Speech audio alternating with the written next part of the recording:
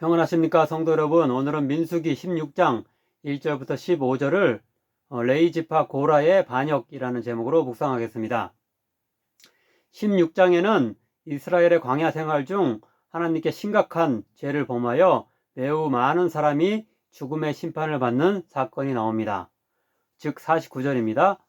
고라의 일로 죽은 자 외에 연병으로 죽은 자가 14,700명이었더라. 레이지파의 후손이었던 고라가 선동하여 일어난 반역으로 인해 무려 14,700명이 죽게 된 것입니다. 이 사건 외에도 출애굽기 32장을 보면 십계명 등의 율법을 받기 위해 모세가 시내산에 올라가 있는 동안 이스라엘 백성이 금송아지 우상을 만들고 섬기다가 그런 하나님으로부터 심판을 받아서 약 3,000명이 죽는 일이 있었으며, 민수기 25장에서는 요단강 동편 모압 시딤 지역에서 바알을 섬기는 그런 제의에 참여한 일로 24,000명이 죽게 됩니다. 또한 민수기 21장에서는 에돔 땅을 우회하는 중에 불평하다가 노뱀에 물려 많은 사람이 죽었다고 말하지만 그 구체적인 숫자는 나오지 않고 있습니다.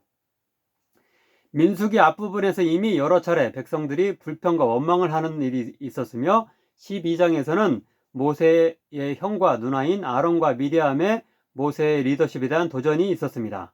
그런데 여기서는 그 모세 가족 다음으로 가장 큰 리더십이 있었으며, 그들과 리더십을 나누고 있었던 것으로 보이는 레이 지파의 한 후손이었던 고라를 중심으로 모세와 아론에 대한 도전이 나오고 있습니다. 모세와 아론 역시 레이지파의 한 후손이었기 때문에 이 일은 레이지파 내부적인 권력 다툼과 분열이라고 말할 수 있습니다. 출애굽기와 레위기를 보면 레이지파 중 아론과 그의 자손들이 제사장의 역할을 맡도록 규정하고, 민수기 1장 그리고 3장 등을 보면 여타 레위인은 성막에서 봉사하도록 규정되어 있는데요. 같은 레위인이지만 제사장 직분은 맡지 못하는 것에 불만을 가지고 레이지파 고라는 야곱의 장자였던 르우벤 지파의 다단과 아비람, 온, 그리고 다른 여러 지파의 지도자적 위치에 있었던 250명과 협력하여서 모세 그리고 아론의 리더십에 반발한 것입니다. 오늘 본문인 16장 전반부에는 그들의 반발 자체에 대한 이야기가 나오고요. 다음으로 16장 중후반부에는 그에 대한 하나님의 심판이 나옵니다. 그리고 이어지는 17장부터 18장에는 하나님이 아론의 권위를 세워주시기 위해 그의 지팡이에만 싹이 나고 살구 열매가 맺게 하는 이적을 행하시는 이야기, 그리고 아론과 그의 후손이 제사장으로서 성막에서 맡을 특별한 일과 여타 레위인들이 맡을 일을 구분하는 그런 장면, 그리고 제물 중에서 이렇게 레위인들이 가져갈 그런 목과, 특별히 이 아론의 후손인 레위인 중에서도 아론의 후손인 그런 제사장을 맡은 자들이 가져갈 몫을 구분하는 이야기가 17장, 18장에 나오고 있습니다. 이제 본문을 차례로 살펴보겠습니다. 첫째로 1절부터 3절입니다. 여기서는 앞에서 말한 대로 레이지파의 고라와 르우벤 지파의 다단, 그리고 아비람, 온, 그리고 다른 250명의 지휘관들이 모세와 아론에게 도전하면서 모든 백성이 하나님 앞에서 다 똑같이 거룩한 존재인데 왜 너희 둘만 분수에 지나치게 스스로를 높이느냐라고 말하고 있습니다. 이에 대해서 두 번째 단락인 4절 7절에서 모세는 우리 형제가 아니라 오히려 너희가 분수에 지나친 행동을 하고 있는 것 아니냐라고 반문하면서 내일 아침에 성막에 너희 각자가 향료를 가져오고 아론도 가져와서 누구의 것에 하나님이 불을 붙이시는지를 보고 어느 편이 옳은지를 판가름하자고 제안하고 있습니다.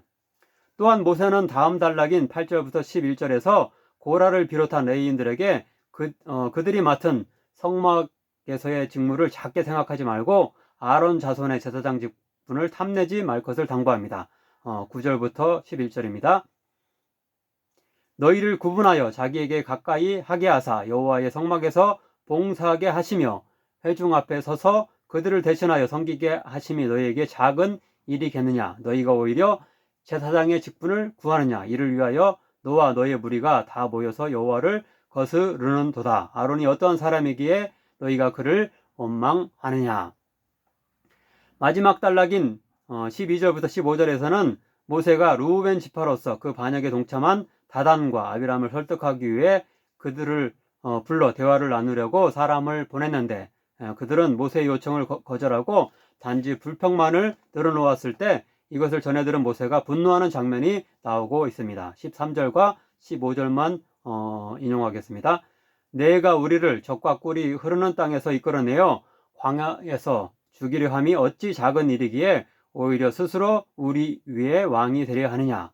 모세가 심히 노하여 여호와께 여짜오되 주는 그들의 헌물을 돌아보지 마옵소서. 나는 그들의 낙이 한 마리도 빼앗지 아니하였고 그들 중에 한 사람도 해하지 아니하였나이다 하고, 오히려 그들이 이렇게 노예로 있었던 그런 애굽이 적과 꿀이 흐르는 땅이라고 그렇게 표현하면서 진짜로 적과 꿀이 흐르는 땅인 가나안으로 이끌려고 하는 그 모세의 리더십을 정면으로 이렇게 거스르는 그런 말을 하고 있는 것입니다. 그에 대해서 그래서 모세가 엄청난 화를 내고 있습니다.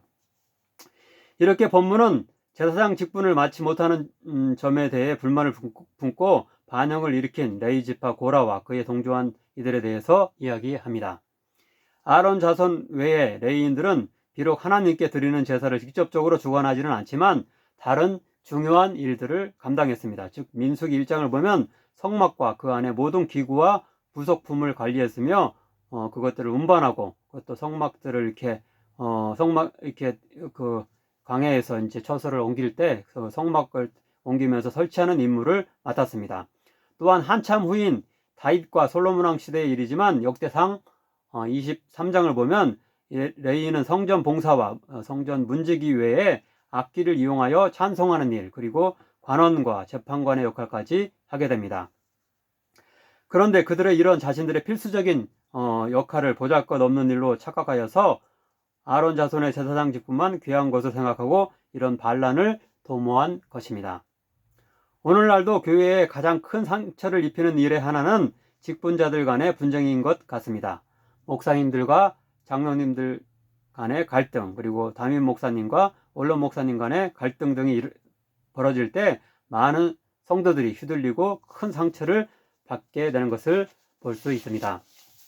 아무쪼록 우리 각자가 맡은 직분과 위치에 걸맞게 행동하며 특별히 세상의 어떤 지위와 달리 교회의 직분이란 서로를 섬기기 위한 것임을 명심하여서 참된 소통과 안정된 질서가 있는 교회 공동체를 이루어 나가길 간절히 바랍니다. 기도하겠습니다. 사랑의 하나님, 레위 지파 고라의 반역에 대해 듣게 하시니 감사드립니다. 고라가 자신의 친족인 아론과 그의 후손이 제사장 직분을 도맡는 것에 불만을 품고 다른 지파들까지 선동하여 온 회중을 위험에 빠뜨린 잘못을 범한 것을 알게 되었습니다. 우리 역시 하나님이 세우신 질서와 직분을 무시하고 나 자신이 돋보이고 중요한 일을 하려는 교만함과 욕심에 사로잡힐 때가 있음을 고백합니다. 교회의 직분은 섬김을 위한 것임을 늘 기억하여 분쟁과 미움이 아닌 단합과 사랑이 있는 아름다운 공동체를 갖고 나갈 수 있도록 은총 허락하옵소서. 예수님의 이름으로 기도하옵나이다. 아멘.